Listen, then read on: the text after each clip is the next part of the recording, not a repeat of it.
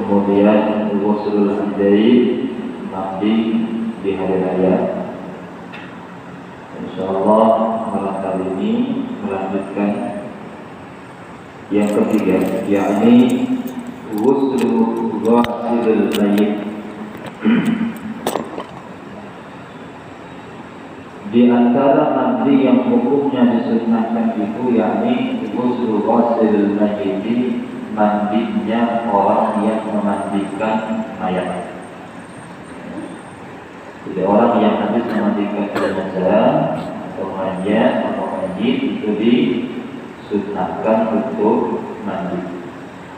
Walau kana al-mayyitu kafiran, sekalipun mayit yang kita mandikan tersebut adalah mayit yang kafir. Walau kana al-ghasilu haidan aw nufasaan, dan walaupun yang memandikan tersebut adalah orang yang sedang dalam keadaan haid atau nifas. Ini banyak rumor yang beredar, penjelasan yang beredar di kalangan emak-emak khususnya pengajian ibu-ibu. Entah dari mana datangnya saya juga tidak tahu. Yang pasti di kalangan ibu-ibu itu sering diperbincangkan bahwa perempuan yang dalam keadaan haid atau nifas itu tidak boleh memandikan mayat atau memandikan jenazah. Tidak boleh memandikan jenazah. Padahal sejatinya orang haid, orang nifas itu yang diharamkan pegang Quran, baca Quran, berdiam diri di dalam masjid, lewat ke dalam masjid jika takut talwid atau mengotori masjid dengan darahnya, kemudian diceraikan. Gak pernah saya temukan dari sekian banyak yang kitab klasik yang pernah saya baca bahwa di antara hal yang diharamkan bagi seorang perempuan yang sedang haid atau nifas adalah memandikan jenazah. Tidak pernah. Gak pernah saya temukan keterangan seperti ini. Ya. Dan terbukti memang di sini pun juga kita dijelaskan di sini bahwa walau kana al-ghasilu haidan aw nufasaan, orang yang habis baru selesai memandikan jenazah itu disunahkan untuk mandi, walaupun yang memandikan tersebut perempuan yang sedang haid ataupun yang nifas. Artinya apa? Artinya bahwa orang yang sedang haid, orang yang sedang nifas itu boleh memandikan jenazah. Gitu ya. Kenapa orang yang habis memandikan jenazah atau memandikan mayit disunahkan untuk mandi? Li'anna massal jasadi khaliyan min ar-ruh yahsulu bihi waqtun wa dha'fun lil badan wal ghuslu yuqawwihi wa yunjibuhu. Orang yang habis memegang jasad tanpa ruh, kita yang habis memegang jasad tanpa ruh, itu yahsulu bihi waqtun wa dha'fun badan, menjadikan badan kita menjadi lemah, fisik kita menjadi lemah, imun kita menjadi menurun. Ya, nah terus kemudian wal ghuslu yuqawwihi wa yunsiduhu. Dengan cara mandi tadi fisik kita kembali menjadi kuat, wa yunsiduhu, dan kita menjadi semangat kembali. Maka disunahkan untuk mandi setelah memandikan jenazah. Kapan masuk waktunya kita disunahkan mandi setelah memandikan jenazah? Wa yadkhulu waqtuhu bil firaghi min ghuslil mayyit.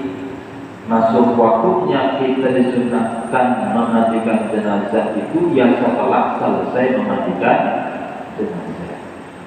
Setelah selesai memandikan jenazah, pulang ke rumah langsung mandi.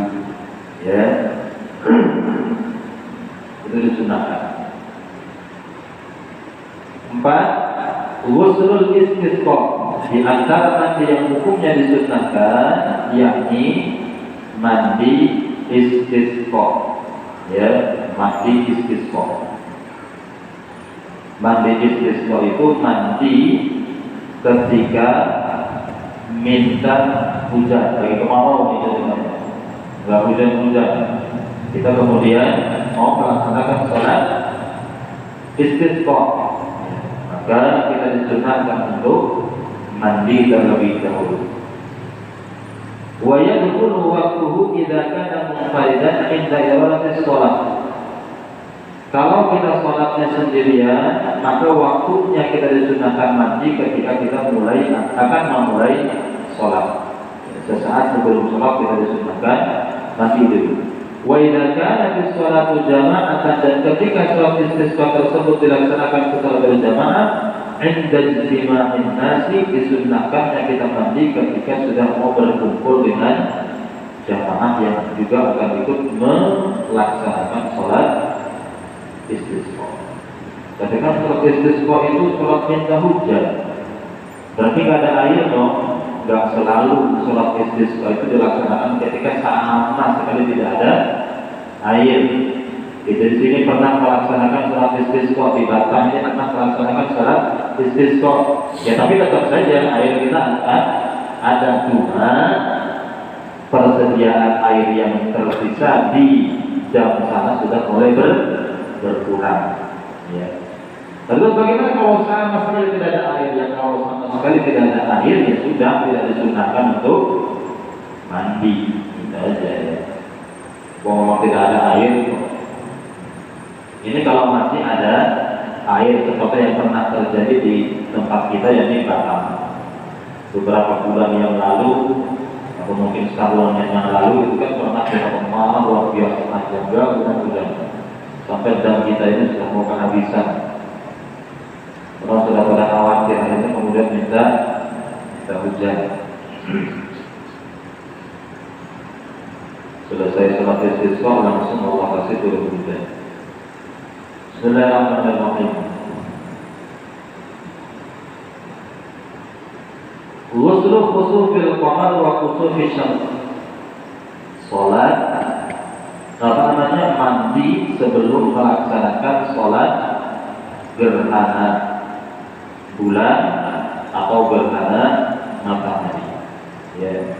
Kapan masuk waktunya kita disunahkan untuk mandi? Bibtida'i taghayyur, di saat bulan atau matahari sudah mulai berubah atau sudah mulai kehimpit, dan disitulah kemudian kita disunahkan untuk mandi mandi sholat gerhana.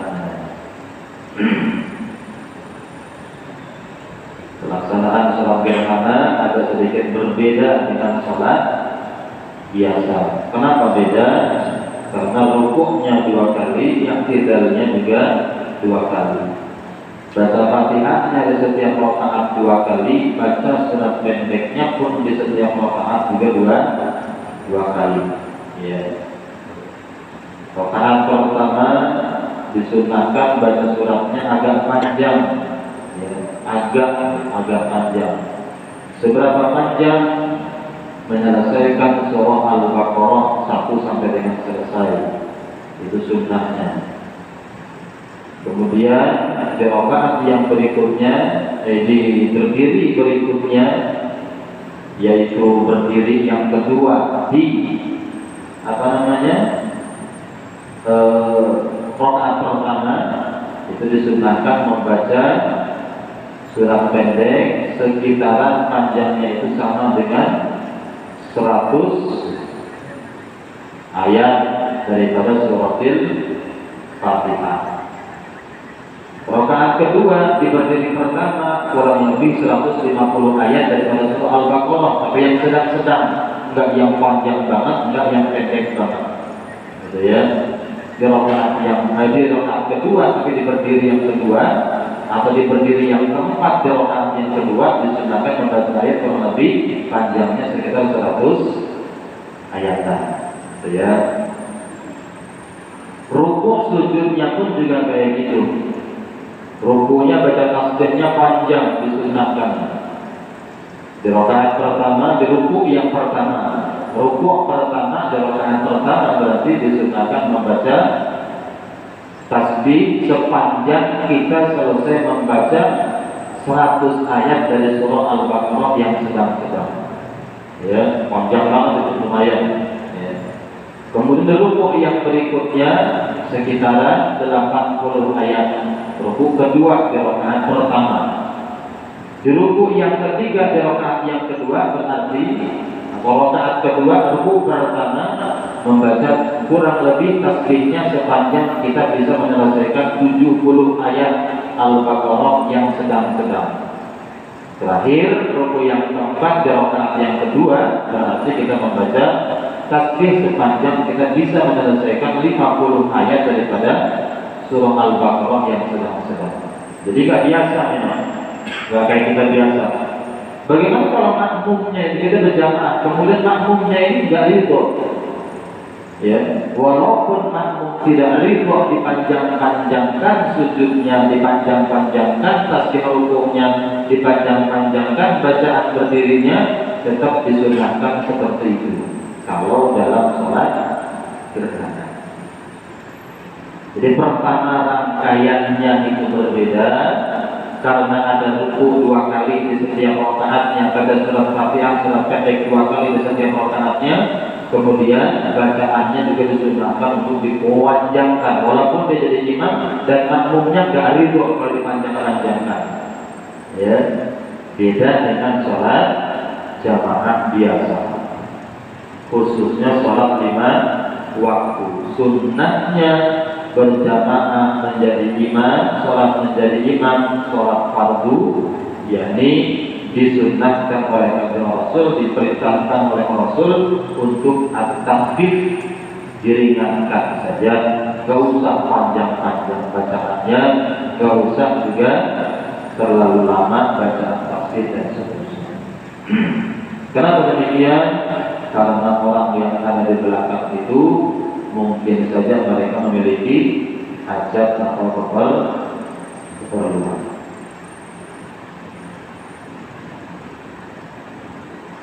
Di tempat kita sekarang ini di Kota Batam, ya, permintaan pengurus masjid untuk minta imam masjid itu kadang-kadang ya agak sedikit aneh, bahkan terkesan konyol kalau menurut saya. Kenapa demikian? Hampir semua masjid yang pernah saya tengok berita atau pengumuman butuh imamnya itu, yang diminta pertama hafal Quran minimal 10 atau 15 juz. Saya kadang mikir, ketika punya imam hafal Quran itu apa yang memakai di sholat 5 waktu? Apa ya ridho jamaahnya, termasuk pengurus yang minta tadi itu kalau dibacakan tiap rakaat 1 surat Al-Baqarah gitu, rakaat kedua Ali Imran, rakaat ketiga nanti di berikutnya nanti ada Nisa gitu, kayaknya enggak ya. Paling yang dibaca nanti separuh Al-Baqarah yang dibaca, tentang yang dibaca 6-7 ayat. Ini malah enggak sunnah lagi.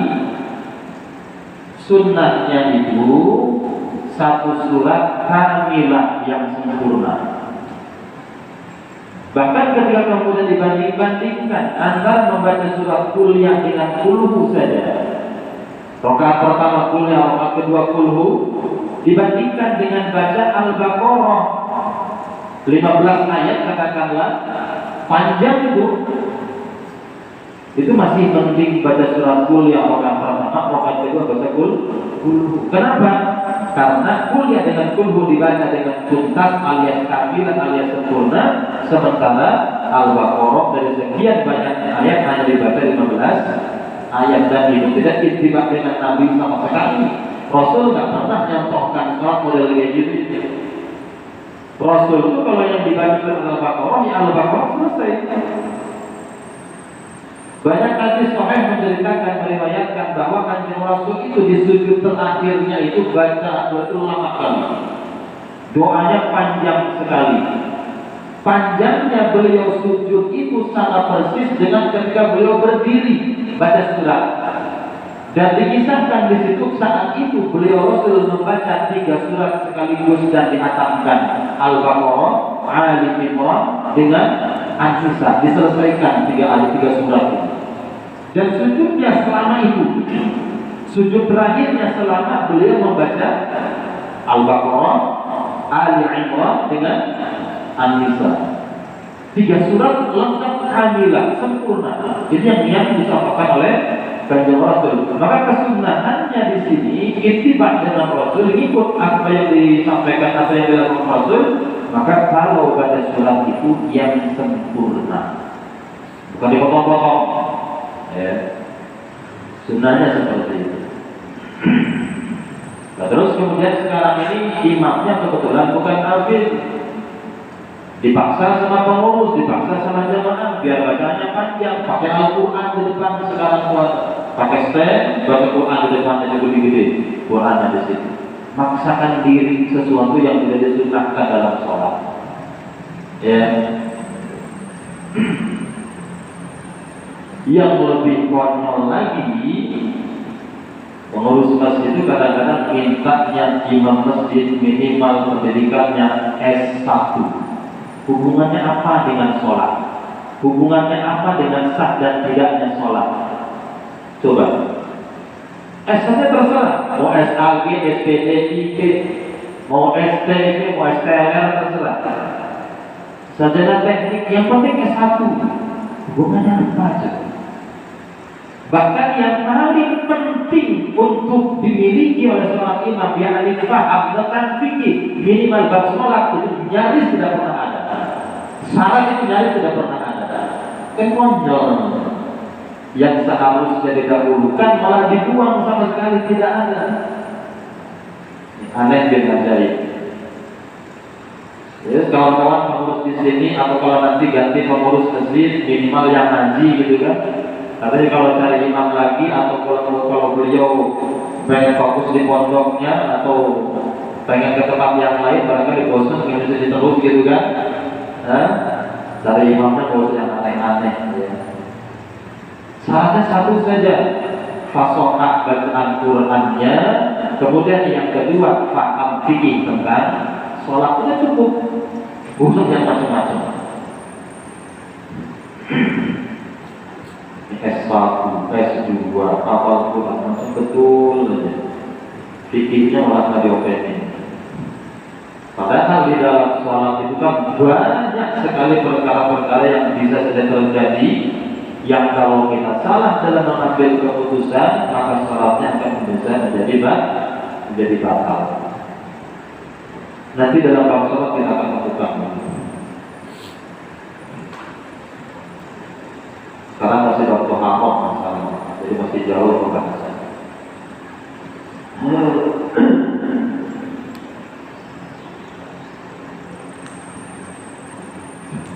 Bismillahirrahmanirrahim.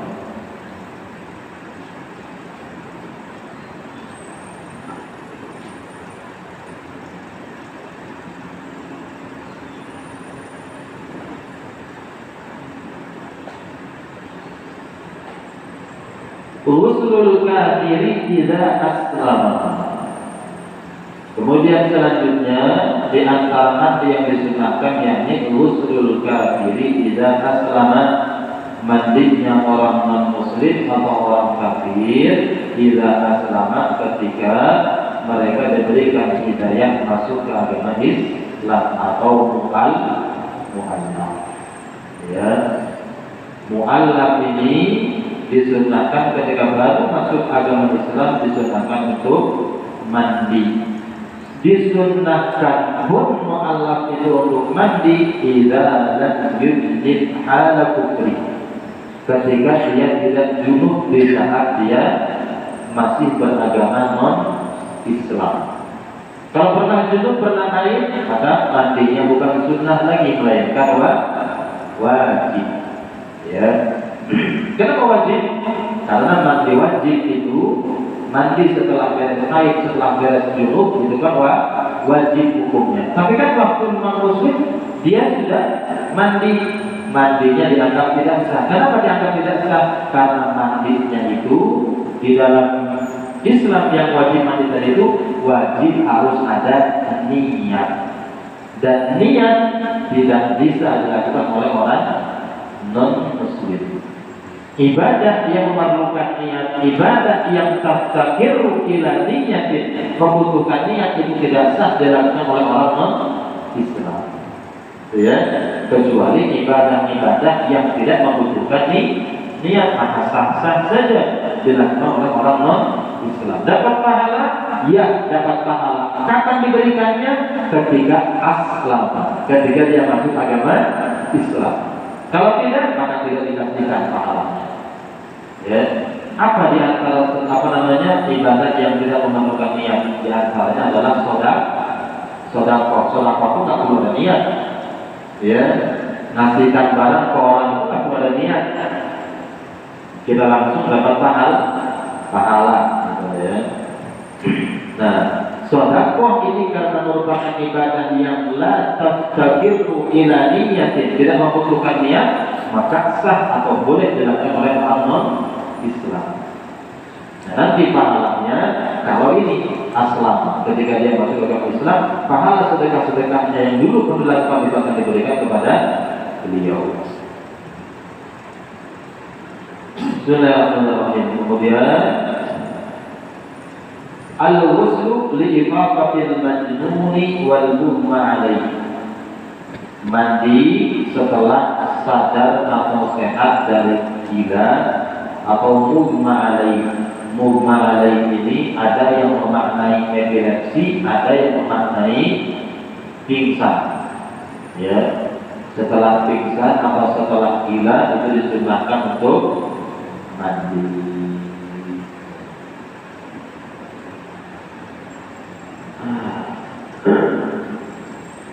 Bismillahirrahmanirrahim. Al-ghuslu lil-hijamah, mandi karena hijamah. Hijamah itu bekam, ya, mengeluarkan darah itu disunahkan setelahnya kita mandi atau sebelumnya kita mandi. Al-ghuslu lidukhulil masjid, disunahkan juga kita mandi ketika kita akan masuk ke dalam masjid.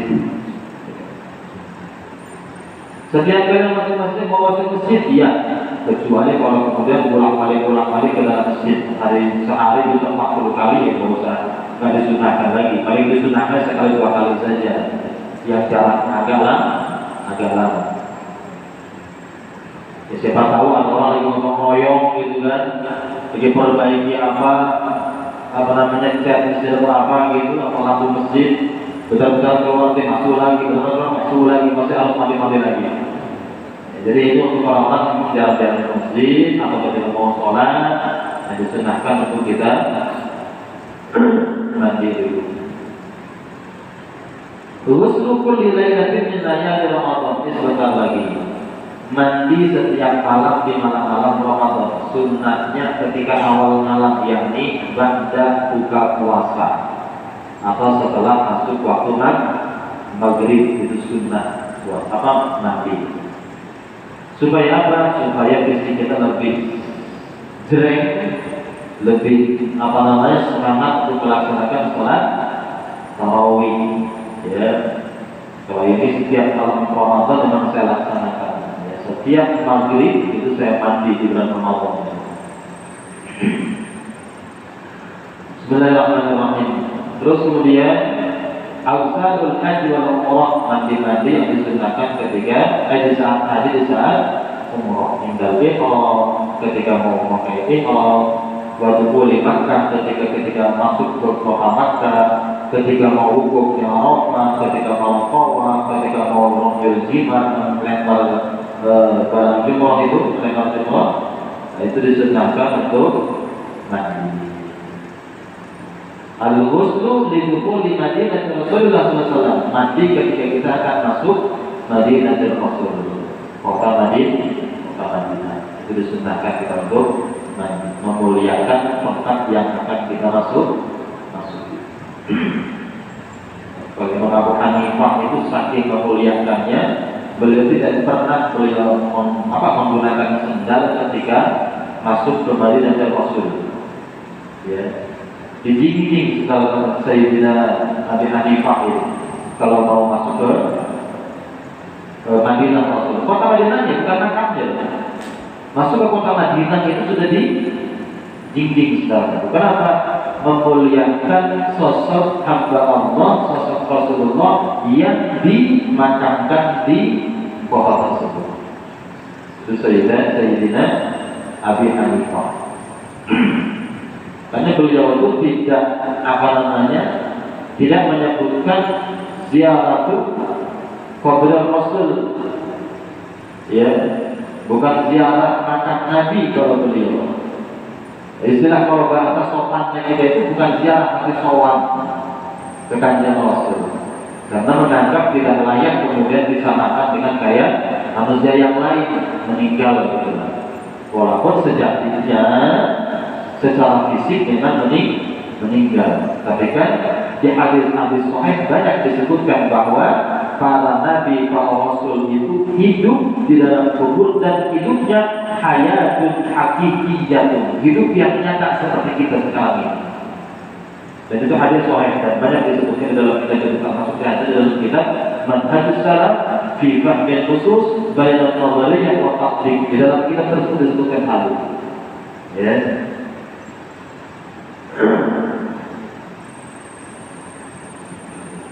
Bismillahirrahmanirrahim.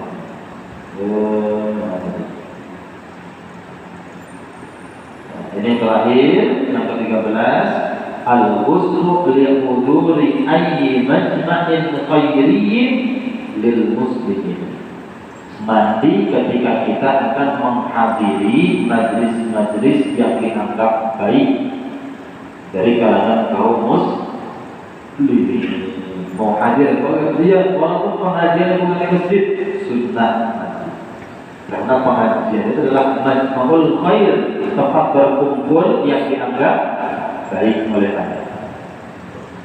Apalagi rapat pembangunan masjid, sunnah mandi. Majma'ul khair itu tempat berkumpulnya yang dianggap baik oleh Anda. Kenapa? Karena mau membicarakan tentang tempat ibadahnya umat agar mereka nyaman dan sebagainya. Ya, itu disunahkan mandi. Jadi mandi seger badan terus dapat pahala. Ya. Ada pertanyaan? Itu sudah selesai. Kesunahan mandi sudah selesai. Ada pertanyaan? Ya sekarang jadi polemik nih, kontroversi.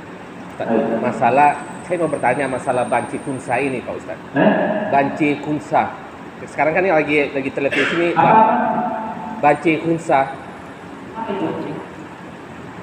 Ini banci kunsa lagi beredar di televisi ini. Ya gini loh, kayak kunsa. Oh, iya.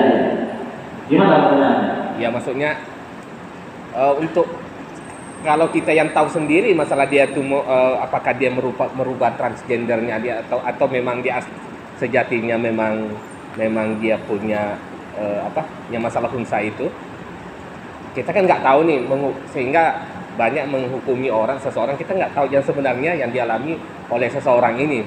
Jadi pandangan kita sebagai umat muslim ini bagaimana Pak Ustaz? Gini lah ya, beda antara transgender dengan kunsa atau banci. Ya. Kalau kunsa itu ada kunsa muskil, ada kunsa ghair muskil. Kalau kunsa muskil itu orang yang Allah berikan, orang yang Allah ciptakan memiliki dua alat kelamin sekaligus. Alat lakinya ada, alat perempuannya ada, itu namanya kunsa muskil. Yang ghair muskil kelaminnya satu tapi kepribadiannya yang berbeda, yang ganda, kelihatan ganda, gitu kan? Disebut ganda karena memang bertentangan dengan kelaminnya, karena seperti itu.